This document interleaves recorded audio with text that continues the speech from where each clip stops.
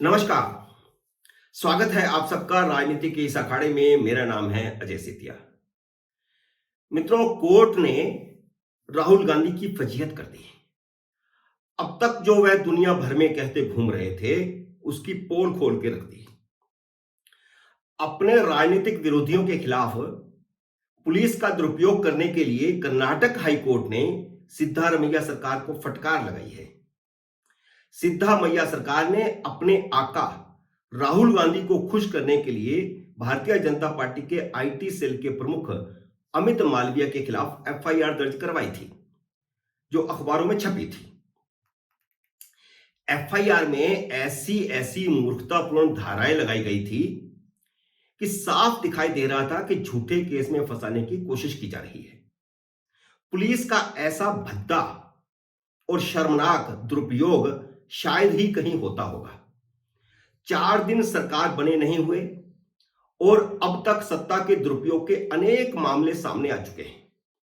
पहला मामला सामने आया जब पूर्व मुख्यमंत्री कुमारस्वामी ने विधानसभा में सिद्धारमैया सरकार की ओर से तय की गई तबादलों की रेट लिस्ट की कॉपी दिखा दी। फिर मामला सामने आया जब विपक्षी दलों की मीटिंग में आईएएस अफसरों को आव भगत करते और बंदोबस्त करते देखा गया। उनको चपरासियों की तरह इस्तेमाल किया गया। यह सत्ता का दुरुपयोग। और अब यह पुलिस का दुरुपयोग करके अमित मालविया के खिलाफ एफआईआर दर्ज करने का मामला सामने आ गया है।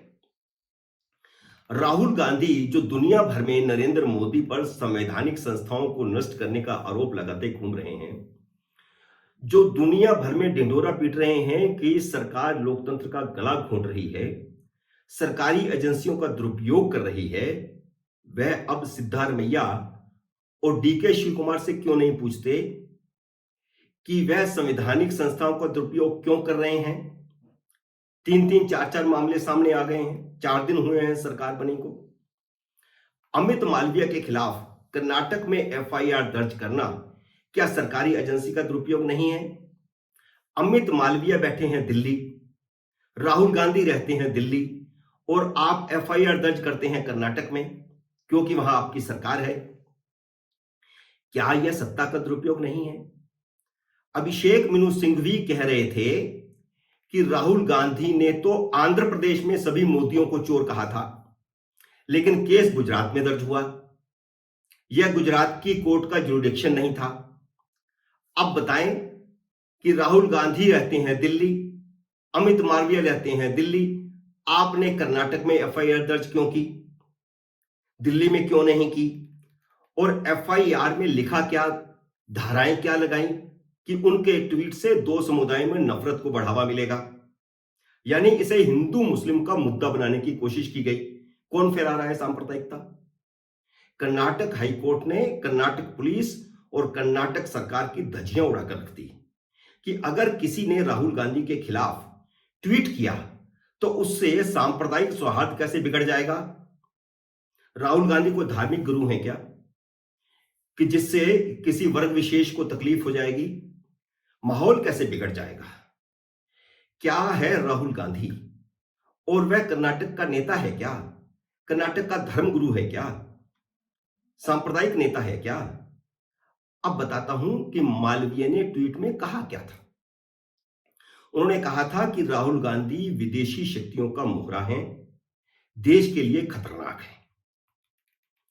अमित मालवीय ने यह ट्वीट तब किया जब यह साबित हो गया कि एक विदेशी जिसने देश में धन बल से सत्ता परिवर्तन की खुली धमकी दी है, उस जॉर्ज सोरोस के साथ राहुल गांधी के संबंध हैं।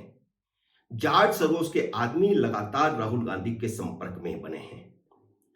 उनकी भारत जोड़ो यात्रा में भी जॉर्ज सोरोस का प्रतिनिधि उन्हें मिलने आया था, जिसके फोटो भी वायरल हुए।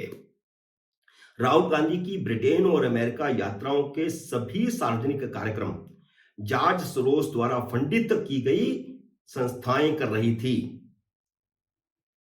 अमित मालविया ने उसी आधार पर ट्वीट करके देश की जनता को जागरूक करने का काम किया और आप उसके खिलाफ एफआईआर दर्ज करते हैं। राहुल गांधी ने क्या उन लोगों से हाथ नहीं मिलाया जो भारत की चुनाव प्रक्रिया को पैसे के बूते पर खरीदने का दावा कर रहे हैं। जिस जॉर्ज सोरोस ने कहा कि वह भारत में मोदी सरकार को हटाने के लिए 100 बिलियन खर्च करेगा, क्या उसके प्रतिनिधियों से राहुल गांधी मुलाकातें और संपर्क नहीं कर रहे हैं या वे राहुल गांधी से संपर्क नहीं कर रहे हैं? आपने तथाकथित लोकतंत्र के रखवालों से कहा कि वे भारत में लोकतंत्र बचाने के लिए भारत में दखल दें।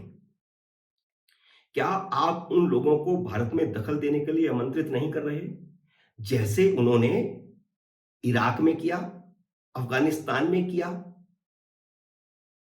कोई क्यों ना कहे कि आप देश के लिए खतरा हैं। उन्हें अधिकार है।